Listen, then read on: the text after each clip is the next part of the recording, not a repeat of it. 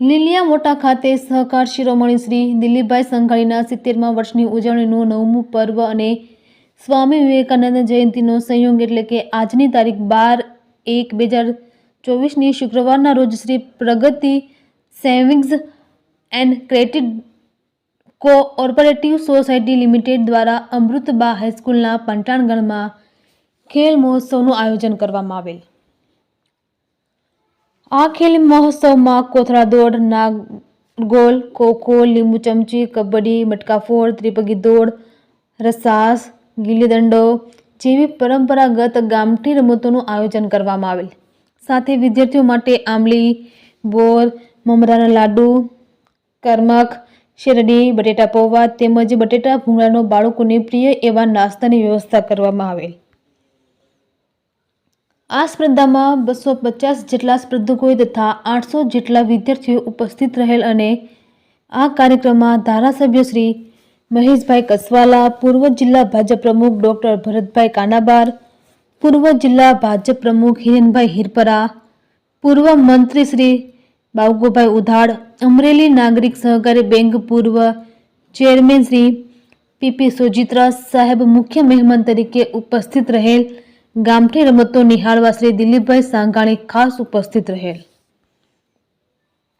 આ તકે રાજકીય સામાજિક અગ્રણીઓ તેમજ સહકારી મંડળીઓના પ્રમુખશ્રીઓ, તાલુકા સરપંચશ્રીઓ તથા જિલ્લા પંચાયત તેમજ તાલુકા પંચાયતના ચૂંટાયેલા પ્રતિનિધિઓ તેમજ પ્રગતિ ક્રેડિટ સોસાયટીના ડિરેક્ટરો હાજર રહેલ। કાર્યક્રમનું સંચાલન કેતનભાઈ કાનપરિયા દ્વારા કરવામાં આવેલ।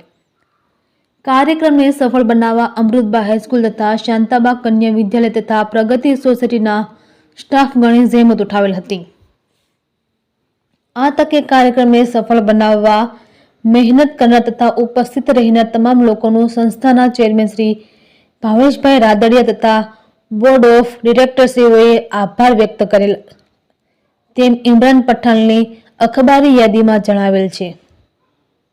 રિપોર્ટર ઇમરાન પઠાણ, મોટા લીલિયા। સ્વામી વિવેકાનંદ જયંતિ નિમિત્તે ભાઈ ભાવેશ આદરીએ આજે જૂની પરંપરાગત રમતગમતો જે આયોજન કર્યું એમાં વિદ્યાર્થીઓ અને યુવાનોએ ખૂબ મોટો પ્રમાણમાં ભાગ લીધો। એક ટોકનરૂપ લોહી દાંડીઓ પણ અમે હાથમાં લીધું। ભૂતકાળમાં વરસાદ આવે અને ખુતામુદા, ઓળકામણી, ગિલ્લી દંડો તો નિયમિત રમાય, કબડ્ડી, હુતુતુ, લંગડી અને ખોખા અને ગોળીથી પણ રમતો રમતા। એ રમતમાં એક ખેલદિલી, સદભાવના અને નિખાલસતાથી હાર જીતના કોઈ જાતના મન ઉપર ભાવ લાવ્યા વિના સૌ સાથે રમત પૂરી થાય અને 2-5 પૈસા કાઢીને ચણા મમરા મગાવીને એક સાથે ખાય અને છૂટા પડે એવો ભાવ આજે જોવા મળતો નથી। ત્યારે એ ભાવ પુનઃ અને પ્રધાનમંત્રી જ્યારે જૂની રમતગમતને પ્રોત્સાહન આપી રહ્યા ત્યારે આ રમત ફરી વખત બાળકોથી માંડીને યુવાનોમાં આવે। જ્યારે ગુજરાતમાં મુખ્યમંત્રી ત્યારે ખેલકૂદ ગ્રામ્ય કક્ષાએથી માંડીને એમણે ગુજરાત અને રાષ્ટ્રીય કક્ષા સુધી યુવાનો જાય એ રીતનું પ્રોત્સાહન આપ્યું હતું। ત્યાર પછી એ રમતો પાછી ઢીલી પડી હતી। પુનઃ સામાજિક રીતે આ ઉત્સવને ઉજવાય એ દિશાનું વાતાવરણ તૈયાર કરવા માટે યુવાનોને પ્રોત્સાહન આપવા માટે યુવાનોની વચ્ચે આજે અમે આ રમતમાં ભાગ લીધો।